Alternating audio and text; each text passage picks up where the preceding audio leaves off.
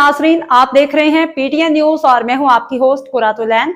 शामिल करते हैं आज की अहम खबरें। इस्लामाबाद और कराची में डेंगू का डंक तेज, 637 मरीज रिपोर्ट। मुल्क के मुख्तलिफ अजला में डेंगू ने डंक तेज कर लिया। महकमा सेहत के ज़राए के मुताबिक वफाकी दारुल हुकूमत में 13 केसेस रिपोर्ट हुए हैं, जबकि देही इलाकों में 24 घंटों के दौरान 12 नए मरीज सामने आए। शहरी इलाके में सिर्फ एक नया केस रिपोर्ट हुआ है। देही इलाकों में डेंगू मरीजों की मजमूई तादाद 160 तक पहुंच गई और शहरी इलाकों में डेंगू मरीजों की तादाद 29 हो गई है। इसी तरह इस्लामाबाद में डेंगू के कुल मरीजों की तादाद 189 है।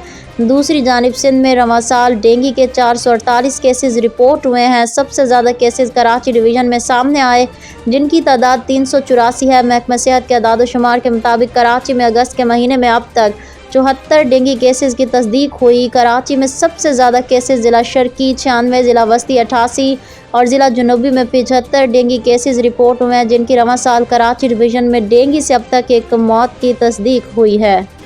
न्यूज स्टूडियो से फिलवक्त के लिए इतना ही। मज़ीद खबरों और अपडेट से बाखबर रहने के लिए देखते रहें PTN न्यूज।